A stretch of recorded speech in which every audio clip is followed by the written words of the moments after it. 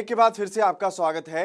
तो world cup चल रहा है और क्रिकेट तो सब देख रहे हैं, मैच सारे देख रहे हैं तमाम दर्शक, लेकिन कभी आपने सोचा है क्रिकेट की बारीकियां क्या हैं, क्रिकेट खेला कैसे जा सकता है और किस तरीके से बल्ला होता है, गेंद होती है, इन स्विंग आउट स्विंग क्या होती है, बाउंसर क्या होता है, डक करना क्या होता है।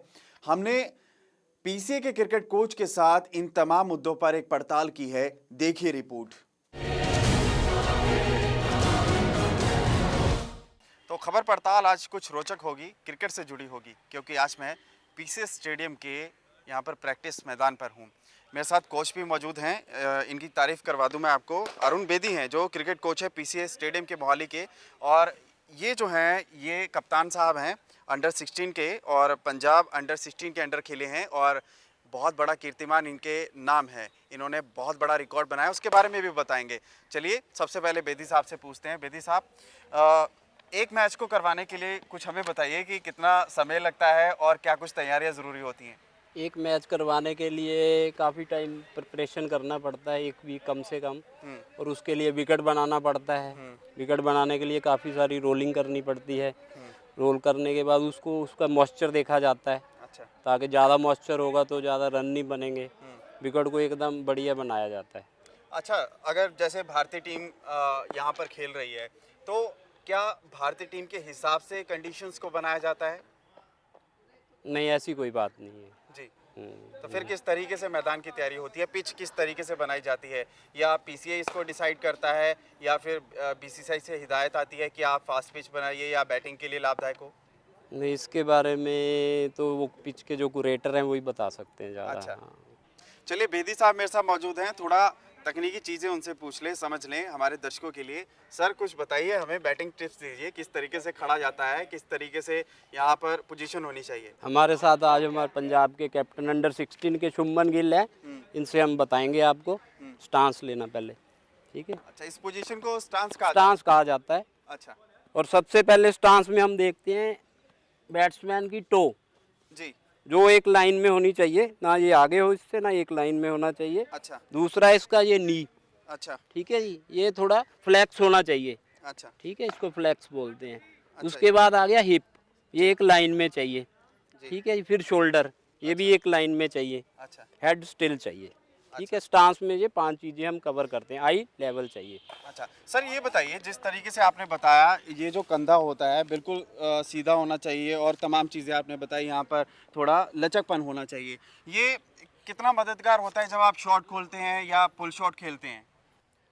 सारा जो क्रिकेट का बैट्समैन का वो खड़े होने पे ही है। जी। अगर आप ठीक ढंग से खड़े हो तो आप ठीक ढंग से मूव भी कर सकते हो। अच्छा अगर आप ठीक नहीं खड़े हो तो ठीक तरह आप मूव नहीं कर पाओगे। अगर आपके ज़्यादा पैर खुले हैं तो आप स्टेबल हो जाओगे, ज़्यादा मूव नहीं कर पाओगे। अच्छा। बैलेंस उसमें अच्छा होगा लेकिन मूवमेंट कम हो जाएगा। लेकिन कई खिलाड़ियों की मैंने टेक्निक देखी है यहाँ पर, अगर यहाँ पर पुराने खिलाड़ियों की बात की जाए तो वो बिल्कुल सीधा ऐसे खड़ते थे कई खिलाड़ी। तो अगर लेफ्ट हैंडर की बात की जाए, हैंडन की बात की जाए, तो वो क्रीज से आगे होके खेलते हैं।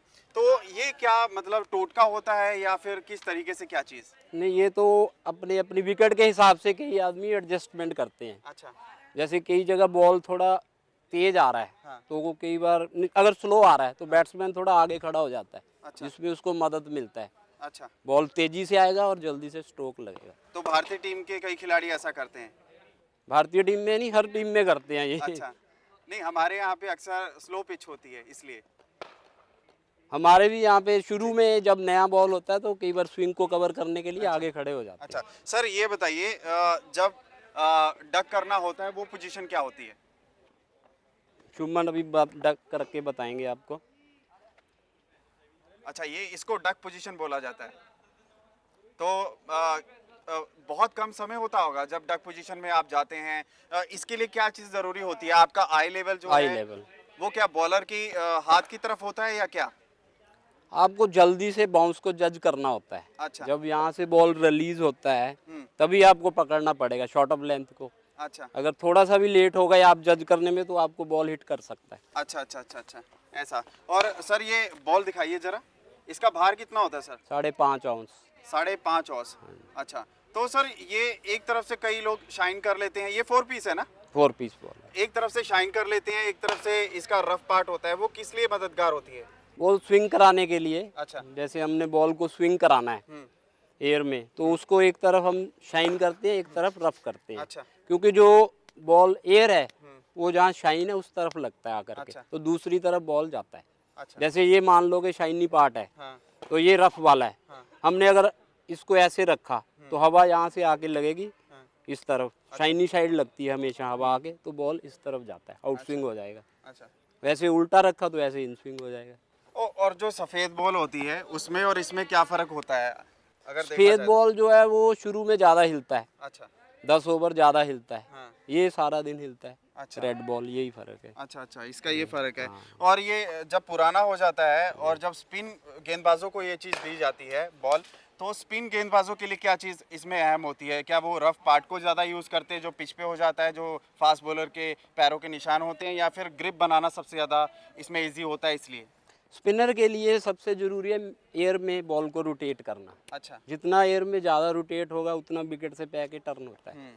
स्पिनर के लिए मेन यही है। और सुनील नारायण जो बॉलर है वो काफ़ी कातिल बॉलर है, उसका थोड़ा बताइए टोटका क्या है, किस तरीके से घुमाता है? वो अलग तरह की ग्रिप से बॉल करता है, नॉर्मल ग्रिप से नहीं करता। हाँ। उसका ग्रिप भी थोड़ा अलग होता है। अच्छा।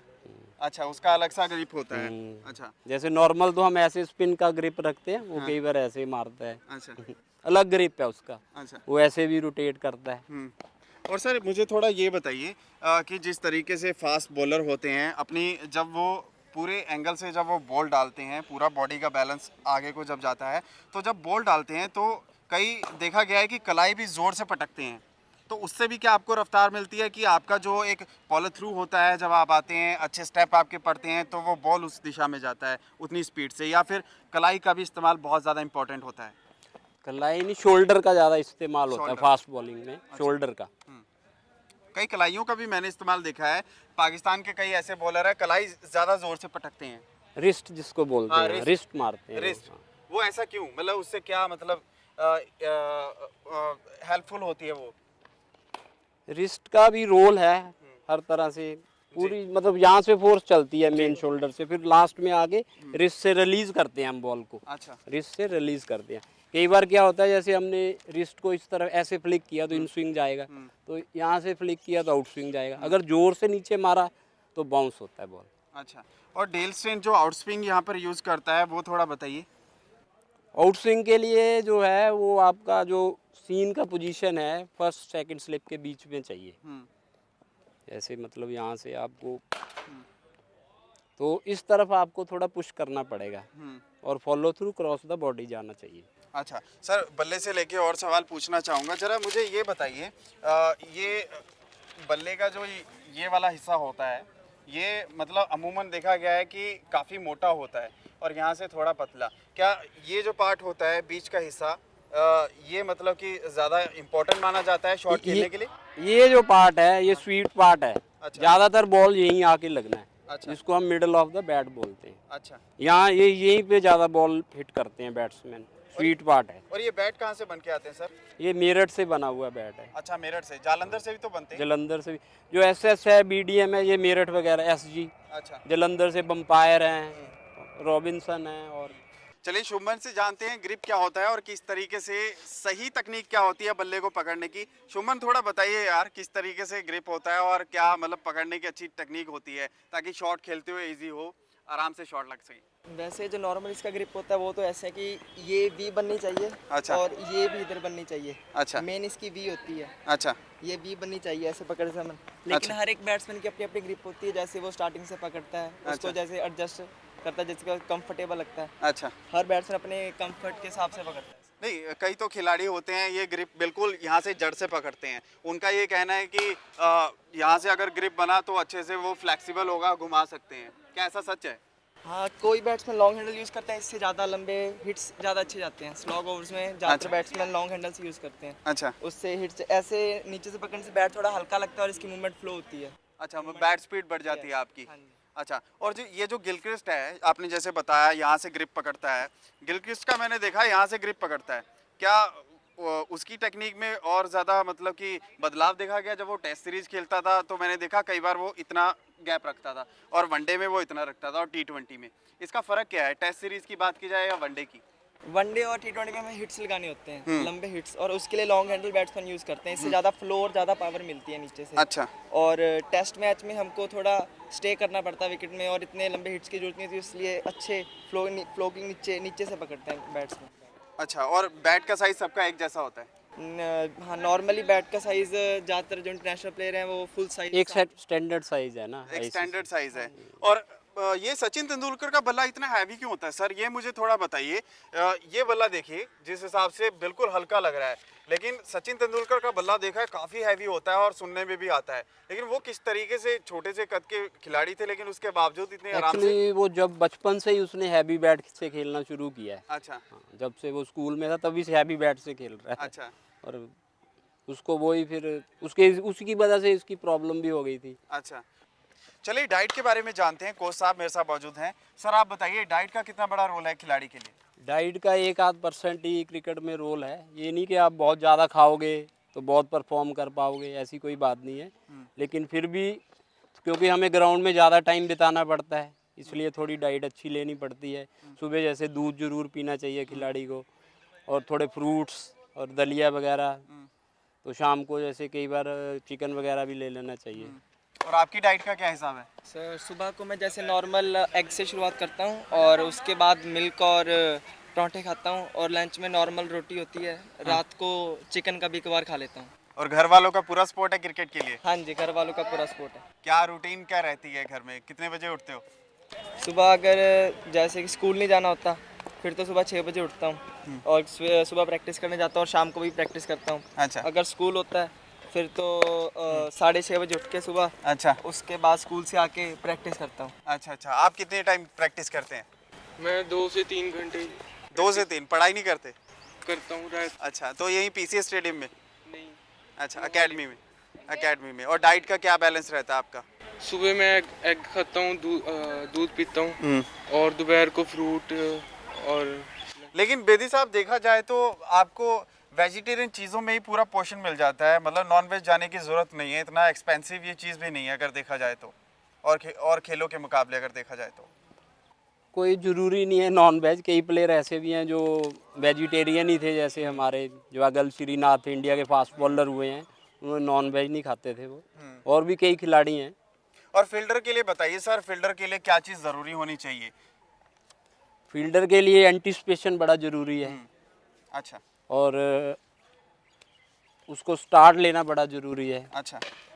और जॉन्टी रोड तो काफ़ी बेहतरीन खिलाड़ी था, क्या उससे भारतीय टीम को कुछ फ़र्क पड़ा? जिस तरीके से हम मैच से पहले कई रिव्यू देखते हैं, कई खिलाड़ियों का वीडियो निकाल के देखते हैं किस तरीके से वो फील्डिंग कर रहा है, क्या ये चीज़ भी काफ़ी अहम होती है? जॉन्टी रोड ने आने के बाद सारी क्रिकेट में फील्डिंग का वो जो कल्चर ही चेंज हो गया है। अच्छा। पहले लोग इतना फील्डिंग पे ध्यान नहीं देते थे।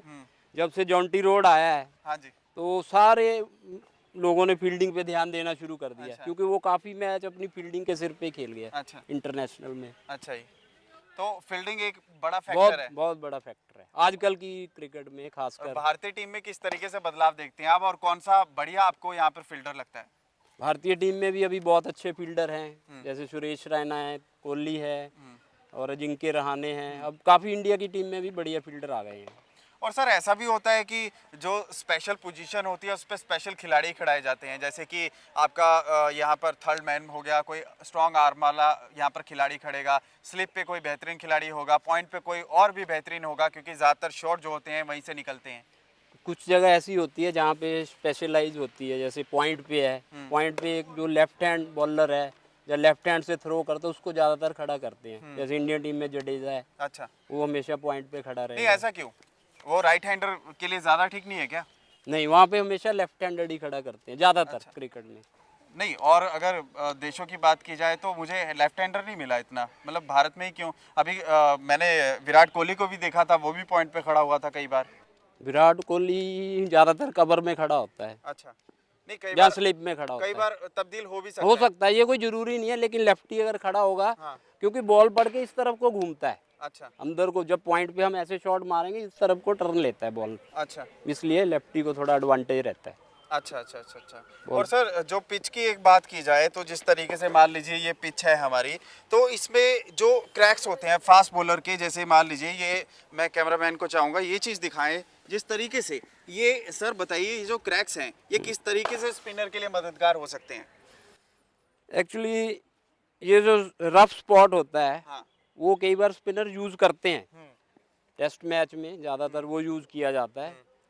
वो लास्ट डे 3, 4 और 5 डे ज़्यादातर रफ यूज़ होता है। अच्छा, तो रफ का काफी बड़ा एडवांटेज factor है बॉलर को नहीं, रहता है। क्या क्या एडवांटेज होता है? क्या बॉल उससे ज्यादा टर्न होता है या अनप्रेडिक्टेड होता है बल्लेबाज को? अनप्रडिक्टेबल हो जाता है। जैसे रफ में पड़ेगा आपको हाँ। पता नहीं लगेगा उसका बाउंस कितना होगा। अच्छा बाउंस वेरी करता है वहाँ पे रफ पे डालने से। अच्छा, तो उसके लिए स्पेशल फील्डिंग भी होती है आसपास? हाँ, आसपास फील्डर रहेगा तो एडवांटेज रहता है। अच्छा, कोई बैट टेस्ट बैड होगा। टेस्ट सीरीज में ज्यादा। ज़्यादातर टेस्ट मैचों में रफ को यूज़ किया लेकिन जाता है। आजकल टेक्निक बदल चुकी है। अगर खेल की बात की जाए तो मैंने देखा है कि प्रेशर डालने के लिए फील्डिंग में तब्दीली कर दी जाती है और वनडे मैचों में भी हेलमेट देके खिलाड़ी को खड़ाया जाता है बिल्कुल पास में कैचिंग पोजीशन के लिए। वो कितना लाभदायक होता है? एक मेंटल सेटअप होता है कि हमने प्रेशर डालना है।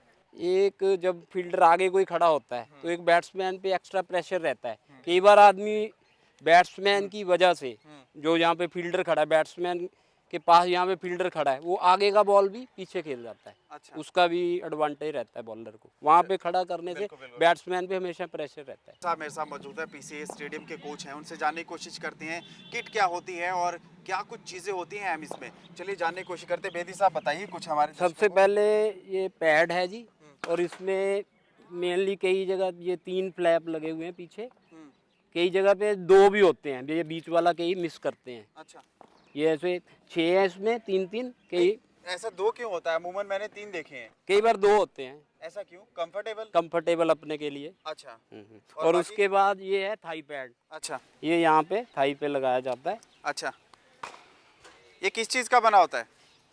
ये थोड़ा फाइबर का ही है। अच्छा, मजबूत और फाइबर थोड़ा का। इसके अंदर थोड़ा ये लगा के hard- बताइए। तो ये बाहर से बन के आते हैं या अलग अलग कंपनियां बनाती हैं? अलग अलग कंपनियां बनाती हैं। अच्छा। इस समय ये एसएस का है, ये तो सभी खिलाड़ी अमूमन ऐसा ही यूज़ करते हैं? करते हैं। ये थाई है, ये इनर थाई है, इसको इनर थाई बोलते हैं। अच्छा, ये कितना ज़रूरी होता है? ये कई खिलाड़ियों का देखा है मैंने कि वो थाई पैड कम इस्तेमाल करते हैं। नहीं नहीं, फास्ट बॉलर के अगेंस्ट तो थाई पैड बहुत जरूरी है। अच्छा। अगर आपके एक बार बॉल कहीं लग गया 130-35 का, तो आपको मूवमेंट भी बंद हो जाएगी। अच्छा, और बाकी क्या चीज़ें? उसके बाद ये ग्लव्स है, अच्छा। ये बैटिंग ग्लव्स है, हम्म, ये हाथ पे डाले जाते हैं। अच्छा, और ये डाल के दिखाएंगे आपको। ये भी किसी खास टेक्निक चीज़ से बने होंगे? ये भी वही है, लेदर के होते हैं बेसिकली, अच्छा। और थोड़ा यहाँ पे हार्ड दिया जाता है ताकि इससे कई बार अगर ये अच्छा नहीं होगा तो आपकी उंगली भी फ्रैक्चर हो सकती है। अच्छा। हाँ, यहाँ प्रोटेक्शन बड़ा जरूरी है। ये अंदर आप देखो कितना हार्ड है। अच्छा, और ये पूरा फ्लेक्सिबल भी है। ये हाँ। देखिए, ये जिस तरीके से इसमें भाग किए गए हैं ये ये- काफ़ी फ्लेक्सिबल भी है। हेलमेट है, ये आपका हेलमेट तो आजकल क्रिकेट में बहुत ही जरूरी हो गया। आपने अभी देखा है एक बिल्कुल। ऑस्ट्रेलिया के खिलाड़ी के बॉल लगा था, उसकी डेथ भी हो गई है। जी, बिल्कुल। इसलिए हम अभी हर बच्चे को नेट में और मैच में जाने से ये पहले जरा दिखाइए। हेलमेट। ये किस तरीके से बात की जाए तो ये हेलमेट का अगर स्ट्रक्चर देखा जाए तो ये काफ़ी मजबूत तो लग रहा है, लेकिन जो ऑस्ट्रेलियन खिलाड़ी की मौत हुई थी वो क्या इससे अलग था? नहीं, सेम ही था मेरा ख्याल, उसका कोई इतना फर्क नहीं था, लेकिन बॉल उसने डक गलत तरीके से किया। अच्छा। वो घूम गया तो बॉल पीछे लगा है। अच्छा, उसकी आंखें नहीं थी हाँ, और आँख डक हट उसने गई थी गलत बॉल किया। में और बॉल साइड में लगा पीछे जाके, तो उस वजह से। अच्छा। क्योंकि हमारे ये आगे तो प्रोटेक्शन है, हाँ। लेकिन ये पीछे बिल्कुल प्रोटेक्शन नहीं है, अच्छा तो यहाँ अगर बॉल लगा तो रिस्क है यहाँ पे। अच्छा अच्छा, ये जरा लगा के दिखाइए। तो इसको लगाने का टेक्निक आपको बता रहे हैं, ये देखिए परफेक्ट टेक्निक है और ये टाइट भी हो जाता है, हाँ जी, यहाँ से टाइट हो जाता है। हाँ जी। अच्छा अच्छा, और सर बाकी चीज़ें? बाकी ये हिलना नहीं चाहिए, जब ये डाला है ना ज़्यादा अच्छा। हिलना नहीं चाहिए, इसको टाइट ही रखना चाहिए। अच्छा। अगर हिल गया कई बार बॉल आंखों के आगे आ जाता है हेलमेट, अच्छा। इसको बड़ा ढंग से पहनना पड़ता है। अच्छा अच्छा अच्छा अच्छा, और ये एल्बो गार्ड कहाँ पर है? तो ये एल्बो गार्ड है, ये भी सर बहुत ज़रूरी होता है बहुत जरूरी है, फास्ट फास्ट बॉलर के अगेंस्ट फास्ट बॉलर। क्योंकि ऐसा नहीं होता जब हम कलाइयों का इस्तेमाल करते हैं थोड़ा दिक्कत तो नहीं आता इस चीज़ से? एक हैबिचुअल होना चाहिए एक बंदे को, अच्छा तो उसके बाद कोई प्रॉब्लम नहीं आता है। अच्छा अच्छा, और चेस्ट गार्ड भी नहीं होता? चेस्ट गार्ड कोई बैट्समैन पहनते हैं, अच्छा। कोई नहीं पहनते। अच्छा, वो अपनी अपनी एडजस्टमेंट होती है, कंफर्ट लेवल होता है, ठीक जिसको है। जितना कंफर्टेबल लगता है। और एक एल गार्ड रह गया अपना, हेड ओवन गार्ड, ये सर कितना इम्पोर्टेंट होता है? ये भी बहुत जरूरी है। जी। यहाँ पे भी और तो आप spin ये भी हम बच्चों को जरूर बोलते हैं कि ये डाल के आप बैटिंग करो। और कई फील्डर भी इस चीज को डालते हैं वो जो नजदीक खड़े होते हैं वो हमेशा डाल के उनको खड़े होना पड़ता और विकेट कीपर के लिए जरूरी होता है। विकेट कीपर के लिए भी बहुत जरूरी है। चलिए सर, हेलमेट की बात करें तो हेलमेट थोड़ा बताइए। वहाँ पर बेसबॉल के जो हेलमेट होते हैं आजकल वो खिलाड़ी कई इस्तेमाल करते हुए नजर आते हैं। वो विकेट कीपिंग में आजकल यूज हो रहे हैं। नहीं, वो अलाउ है। अलाउ जिसको कंफर्ट लगता है वो लगा लेता है। अच्छा, चलिए सर, बहुत बहुत धन्यवाद आपका तमाम you, जानकारी के लिए। तो हमारे साथ जुड़े थे मुख्य मेहमान बेदी साहब, जो पीसीए के यहाँ पर कोच है अरुण बेदी। काफ़ी अच्छे तरीके से तमाम चीज़ों को समझाया। और शुभमन गिल, ये जो लड़का है काफ़ी टैलेंटेड है, अंडर 16 का कप्तान है और इसने 1018 रन बनाए हैं सिर्फ 7 मैचों में और 5 सेंचुरियां इसके नाम है। और ये भी काफ़ी प्रतिभावान खिलाड़ी है और इसका भी भविष्य मैं आशा करता हूं कि उज्जवल हो। और इस वक्त देख रहे हैं आप किस तरीके से यहाँ पर प्रैक्टिस चल रही है और ऐसी चलती रहती है। और क्रिकेट के लिए काफ़ी महत्वपूर्ण होती है ये प्रैक्टिस, क्योंकि इसके बिना आप कुछ भी नहीं करते। हर चीज़ के लिए प्रैक्टिस ज़रूरी होती है और ये वही स्टेडियम है जिसने कई बड़े खिलाड़ी इस देश को दिए हैं। लिविंग इंडिया न्यूज़, सच्चाई की ताकत। खबर पड़ताल में फिलहाल इतना ही। ताज़ा तरीन खबरों के लिए आप देखते रहिए लिविंग इंडिया न्यूज़, सच्चाई की ताकत।